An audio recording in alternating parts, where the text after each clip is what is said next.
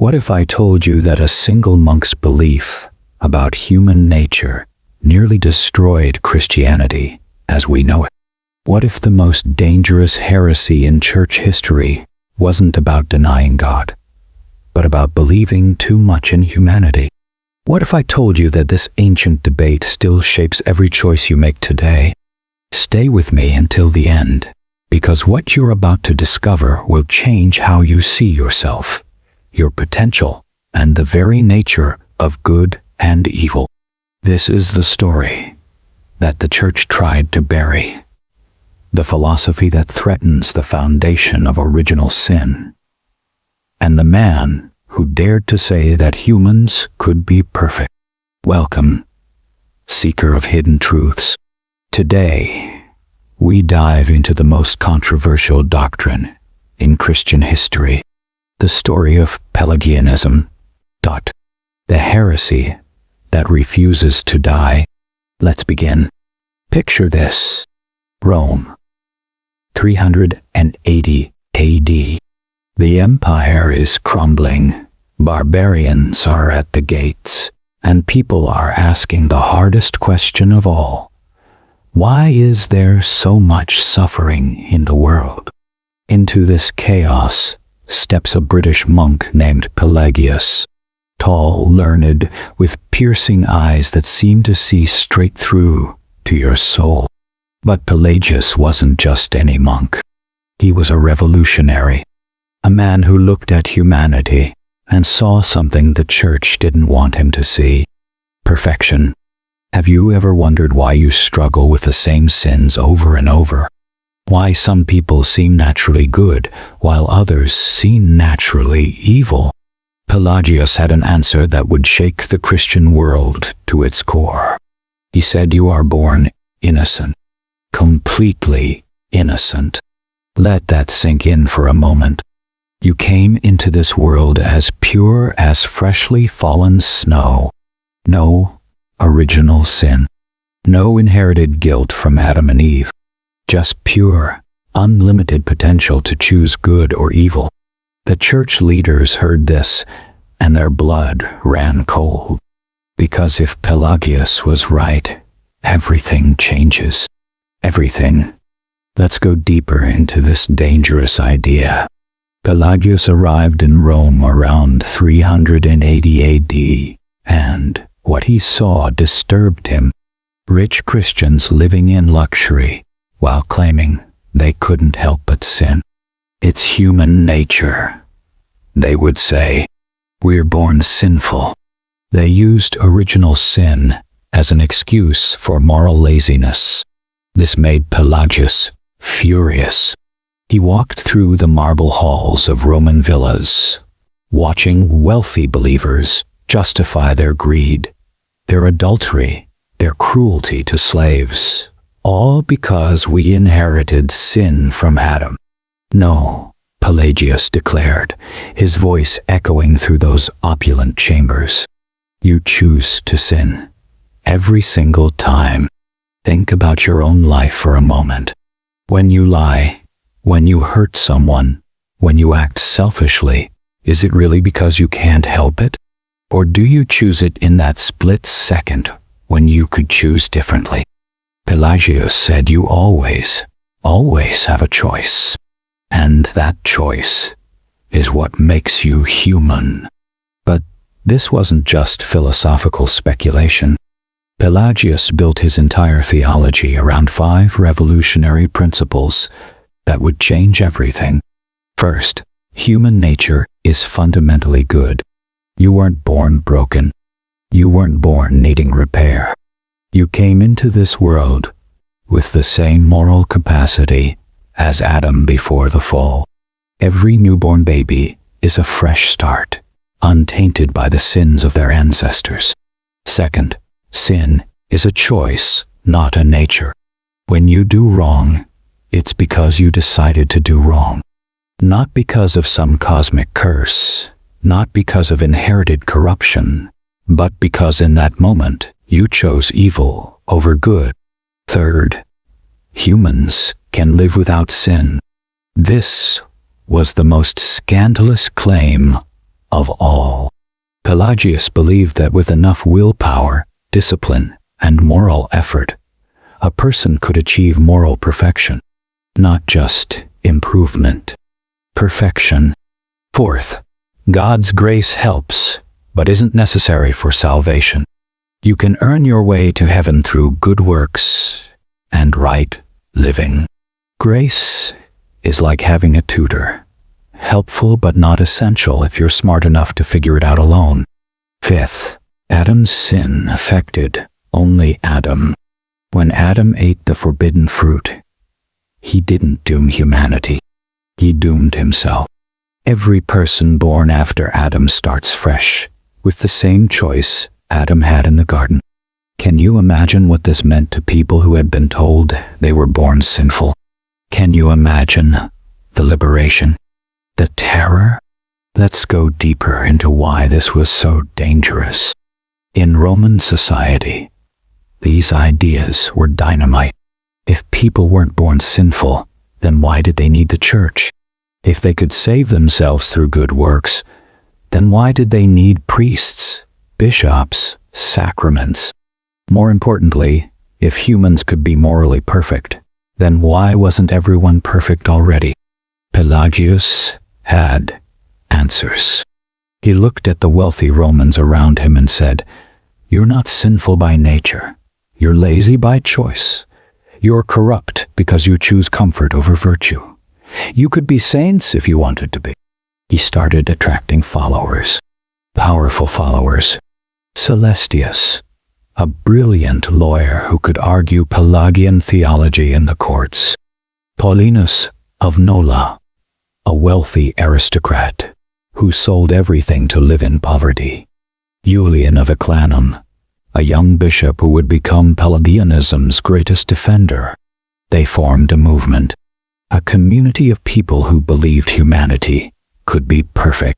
They practiced extreme asceticism, gave away their wealth, devoted themselves to moral purity with an intensity that made other Christians uncomfortable. Because here's what made Pelagianism so seductive. It put you in control. Your salvation wasn't dependent on mysterious grace or divine predestination. It was dependent on your choices, your effort, your moral strength. You want to be good? Choose to be good. You want to be perfect? Work harder. You want to go to heaven? Earn it. But then Augustine heard about this teaching, and everything changed. Picture Augustine of Hippo, former playboy, former heretic, now the most influential theologian in Christianity. He had spent his youth in sexual excess, fathered children out of wedlock, followed false religions. He knew intimately the power of sin to corrupt and destroy. When Augustine read Pelagius's writings, he saw something that chilled him to the bone. Pride, the deadliest sin of all, dressed up as virtue. Augustine had tried to be good through willpower. He had failed miserably. He knew that salvation came only through God's grace, not human effort. And here was Pelagius telling people they could save themselves. This is not Christianity, Augustine said. This is paganism with Christian words. Let's go deeper into Augustine's response, because this is where the real battle begins. Augustine didn't just disagree with Pelagius. He saw Pelagianism as a threat to the gospel itself. If humans could be perfect through their own effort, then Christ died for nothing. If people weren't born sinful, then why did they need a savior? Augustine began writing treatise after treatise, letter after letter, sermon after sermon. He attacked Pelagianism from every angle: philosophical, theological, biblical, practical. Look around you, Augustine said to his congregation in Hippo. Do you see moral perfection? Do you see people living without sin? Even the greatest saints struggle daily with temptation. Augustine pointed to his own experience. He had been as intelligent, as educated, as motivated as anyone. Yet he couldn't free himself from sexual addiction, couldn't overcome his pride, couldn't choose good consistently until God's grace transformed his heart. "I wanted to be good," Augustine confessed. "I tried to be good, but I was a slave to sin until Christ set me free." But Pelagius had a devastating counter-argument. "If you were truly a slave to sin," he replied, "then how can God judge you for it? How can you be held responsible for something you cannot control?" This cut to the heart of everything. Free will versus predestination. Human responsibility versus divine sovereignty. The nature of justice, mercy, and moral responsibility. The debate was tearing the church apart. Let's go deeper into what was really at stake here. This wasn't just an academic theological dispute. This was a battle for the soul of Christianity itself. Two completely different visions of what it means to be human. In Augustine's vision, you are born broken. Sin has corrupted every aspect of your nature. Your will is enslaved. Your reason is darkened. Your emotions are disordered. You cannot choose good consistently because you don't truly understand what good is. You need God's grace not just to improve, but to give you the very capacity to choose rightly. This makes you humble, dependent, grateful. Every good thing you do is ultimately God working through you. In Pelagius's vision, you are born with unlimited potential. You have the same moral capacity as Adam in the garden. Every sin is a choice. Every virtue is an achievement. You can become perfect through discipline, wisdom, and moral effort. This makes you confident, self-reliant, proud of your accomplishments. Every good thing you do is proof of your moral strength. Can you see why this divide was so deep? These aren't just different interpretations of Scripture. These are different anthropologies, different understandings of what it means to be human. And the political implications were staggering. If Pelagius was right, then the church's authority was undermined. Why do you need priests to mediate God's grace if you can achieve righteousness on your own? Why do you need sacraments if moral effort is sufficient? Why do you need the institutional church at all? But if Augustine was right, then human institutions become crucial. You need the church to channel God's grace. You need the sacraments to receive divine help. You need the authority of bishops and priests to guide your corrupted reason. The Roman government was watching this debate carefully. Emperor Honorius saw Pelagianism as a threat to social order. If people believed they could be morally perfect, they might start questioning why society was so unjust. If everyone was born innocent, why did some people live in luxury while others starved? The emperor decided to act. Let's go deeper into the political destruction of Pelagianism. In 411 AD, a council was called in Carthage. Augustine was there, along with hundreds of bishops from across North Africa. They condemned Pelagianism as heresy. But Pelagius wasn't finished. He traveled to Palestine, where he found more sympathetic ears. The bishops there examined his teachings and declared them orthodox. For a brief moment, it looked like Pelagianism might survive. But Augustine was relentless. He wrote letter after letter to bishops across the empire. He appealed directly to Pope Innocent I in Rome. He used every connection, every political alliance, every theological argument he could muster. In 416 AD, two African synods condemned Pelagianism. Pope Innocent I confirmed their decision. Pelagius and Celestius were excommunicated from the church. The case is finished, Augustine declared triumphantly. But he spoke too soon. When Pope Innocent died, a new pope took his place, Zosimus did. And Zosimus was sympathetic to Pelagius. He read Pelagius's confession of faith and found nothing wrong with it. In 417 AD, Pope Zosimus reversed the excommunication and declared Pelagius orthodox. Augustine was devastated. Had he been wrong? Had he fought against the truth? Then Emperor Honorius intervened. He issued an imperial edict condemning Pelagianism and ordering Pelagius and Celestius into exile. Suddenly, supporting Pelagianism wasn't just theologically dangerous, it was politically treasonous. Pope Zosimus, faced with imperial pressure, reversed his position again. In 418 AD, he confirmed the condemnation of Pelagianism. The Council of Carthage ratified this decision with 214 bishops in agreement. Pelagius disappeared into exile. Some say he died in Palestine. Others claim he fled to Britain. His fate remains a mystery, but his ideas refused to die. Let's go deeper into the aftermath, because this is where the story gets really interesting. Julian of Eclanum, the young bishop who had become Pelagianism's most brilliant defender, refused to submit. He was stripped of his bishopric and exiled from Italy. But he didn't give up the fight.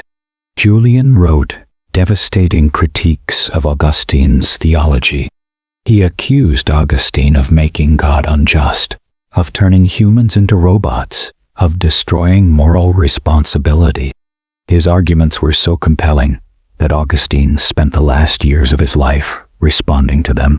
If we inherit Adam's guilt, Julian argued, then we also inherit his punishment without committing his crime. What kind of justice is that? If we cannot choose good without God's grace, Julian continued, then how can God condemn us for choosing evil? If God predestines some for salvation and others for damnation, Julian concluded, then God is the author of evil itself. These questions haunted Augustine. On his deathbed, he was still writing responses to Julian's challenges. The debate that began with Pelagius continued long after Pelagius was gone, and it continues today. Have you noticed how this ancient debate still shapes modern Christianity? When Protestants emphasize salvation by grace alone, they're following Augustine. When they insist on human depravity and total dependence on God, they're rejecting Pelagianism. But when prosperity preachers tell you that faith can make you wealthy, they're echoing Pelagian confidence in human potential. When self-help spirituality promises you can transform your life through positive thinking, that's Pelagianism in modern dress. When secular humanism declares that humans are basically good and can solve their own problems through reason and effort, that's pure Pelagianism without the God part. Let's go deeper into the secret survival of Pelagian ideas. Even though the Church condemned Pelagianism as heresy, its core insights never completely disappeared. They went underground, surfacing in different forms throughout history. In the medieval period, scholars debated whether humans retained any good after the fall. The Church officially taught original sin, but many theologians pushed back toward Pelagian positions without using Pelagian language. During the Renaissance, humanists rediscovered classical ideas about human dignity and potential. They didn't call themselves Pelagians, but they believed in human capacity for greatness through education and moral effort. The Enlightenment was essentially a secular version of Pelagianism. Philosophers like John Locke argued that humans are born as blank slates, neither good nor evil. They believed in progress through reason, education, and social reform. Modern democracy assumes Pelagian principles. If humans are too corrupted by sin to govern themselves, then why do we have elections? Democratic theory requires belief in human capacity for moral judgment and rational choice. Contemporary psychology often echoes Pelagian themes. Cognitive behavioral therapy assumes you can change your thoughts and behaviors through conscious effort. Positive psychology focuses on human strengths and potential rather than pathology and limitation. Even popular culture reflects this ancient debate. Superhero stories are essentially Pelagian, showing ordinary humans becoming extraordinary through choice and effort. Horror stories are often Augustinian, depicting humans as fundamentally vulnerable to corruption and evil. But here's what's really fascinating. The scientific evidence is mixed. Let's go deeper into what modern research tells us about human nature. Developmental psychology shows that children aren't born as moral blank slates. Even infants show preferences for fairness and helping behavior. But they also show tendencies towards selfishness and aggression. Are we born good, evil, or something more complex? Studies of identical twins raised apart suggest that both moral and immoral tendencies have genetic components. Some people seem naturally more empathetic, others more aggressive. This complicates both Pelagian and Augustinian views of human nature. Neuroscience reveals that moral decisions involve complex interactions between reason and emotion, conscious choice and unconscious bias. We have more control than Augustine suggested, but less than Pelagius claimed. Social psychology demonstrates the power of situational factors to influence behavior. Good people can do evil things in the wrong circumstances. Evil people can do good things in the right environment. This suggests that neither pure free will nor total depravity captures the full truth. Evolutionary psychology proposes that humans evolved both cooperative and competitive instincts. We're capable of remarkable altruism and terrible cruelty, often within the same individual. We're neither angels nor demons, but something more interesting, evolved social creatures with competing moral impulses. So, who was right? Pelagius or Augustine? Maybe that's the wrong question. Maybe the real question is, what does this ancient debate teach us about the choices we face today? Let's go deeper into the practical implications for your life. If you accept the Augustinian view completely, you might become passive about moral improvement. I'm a sinner saved by grace, you might say, so I'll just trust God to change me. This can lead to moral complacency disguised as humility. If you accept the Pelagian view completely, you might become crushed by the weight of unlimited responsibility. I could be perfect if I just tried harder, you might think, leading to guilt, anxiety, and eventual despair when you inevitably fail. But what if the truth is somewhere between these extremes? What if you have real but limited freedom? What if you can make genuine moral choices, but within constraints you didn't choose? What if you're capable of significant improvement, but not absolute perfection? What if you need both divine help and human effort? What if grace and works aren't opposites but partners in the complex process of becoming who you're meant to be? This middle way requires holding tensions that both Pelagius and Augustine wanted to resolve.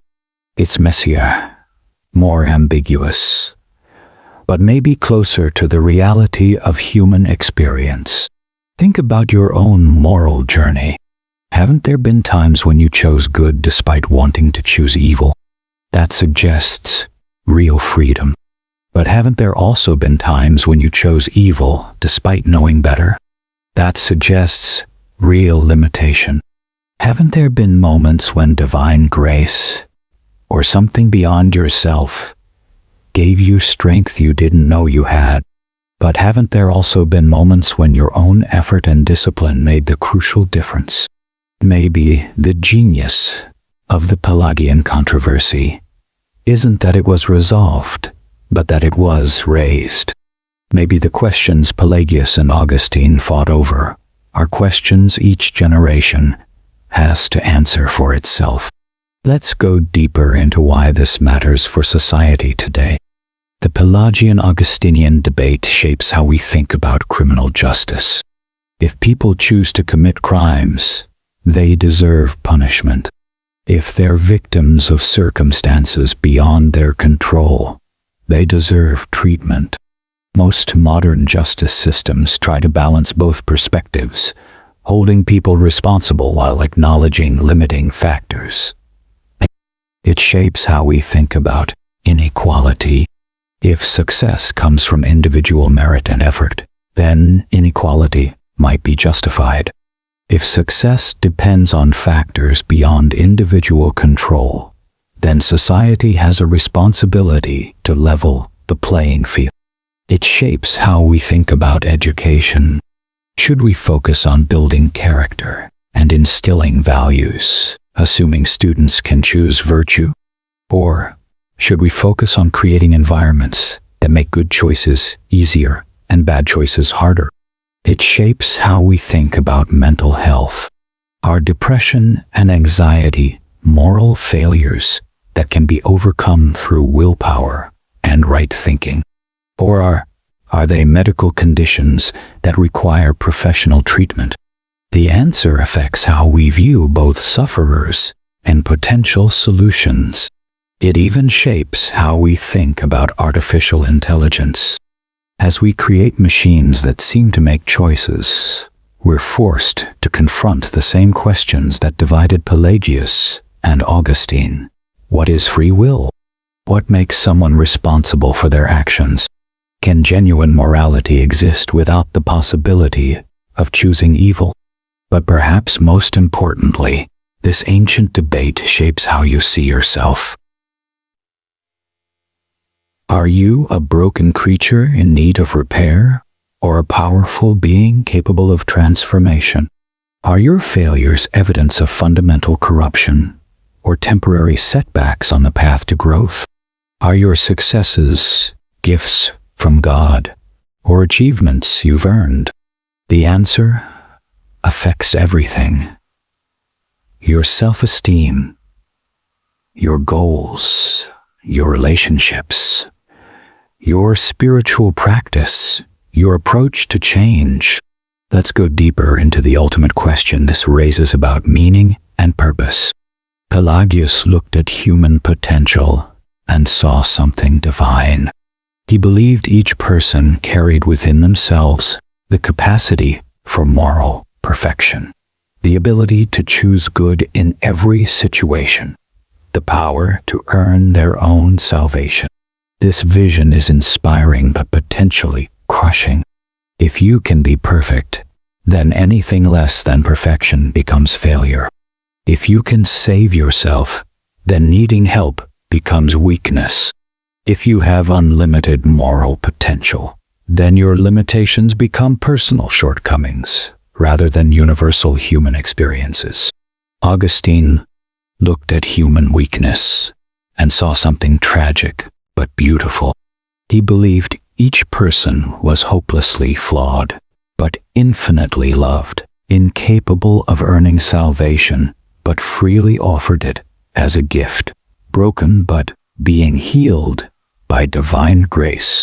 This vision is humbling but potentially liberating. If you're already broken, then admitting weakness becomes honesty rather than failure. If you can't save yourself, then accepting help becomes wisdom rather than weakness. If you have inherent limitations, then your struggles become shared human experiences rather than personal shortcomings. Both visions contain deep truths about the human condition. Both also contain dangerous distortions. The Pelagian distortion turns self-improvement into self-salvation, moral effort into spiritual pride, human potential into human perfectibility. The Augustinian distortion turns human limitation into human helplessness, dependence on grace into passivity about change, humility into self-hatred. Maybe the deepest wisdom is learning to hold both truths simultaneously. You are more powerful than you know, and less powerful than you think. You are capable of genuine moral choice, but within constraints you didn't choose. You can transform your life through effort and grace working together. This is why the Pelagian controversy matters 16 centuries after it began. It's not really about ancient theology. It's about how you understand yourself and your place in the universe. As we conclude this journey through one of Christianity's most explosive debates, let me ask you this. What do you see when you look in the mirror? Do you see someone born innocent who has chosen to sin? Do you see someone born corrupted who needs divine rescue? Do you see someone caught between these realities, carrying both divine potential and human limitation? Your answer shapes everything else.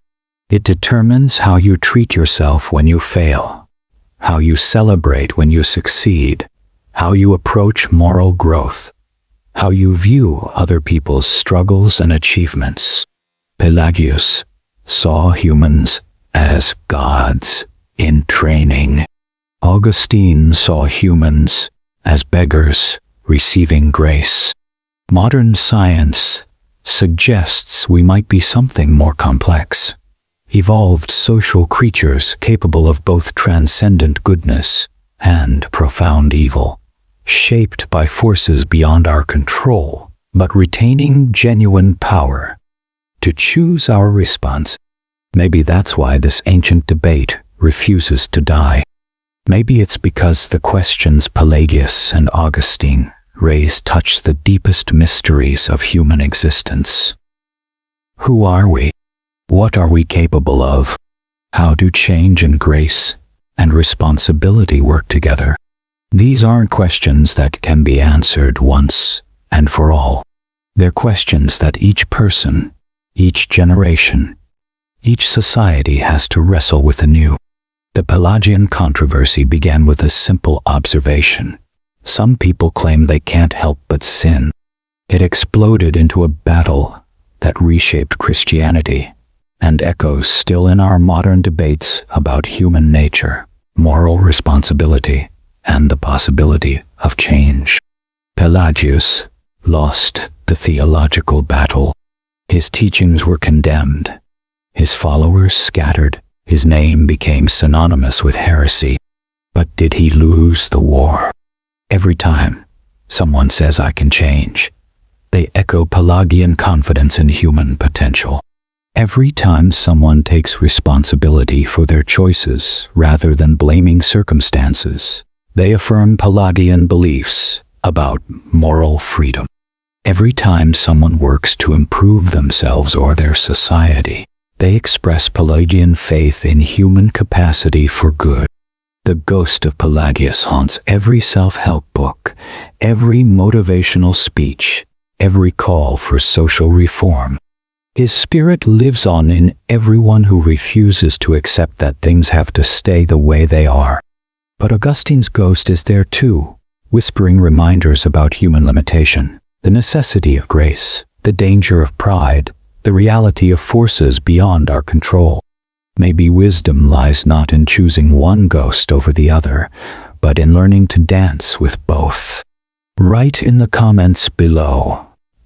Do you think humans are born good, evil, or something more complex? How does this ancient debate show up in your own life? Share your thoughts, because this conversation that began 16 centuries ago is far from over.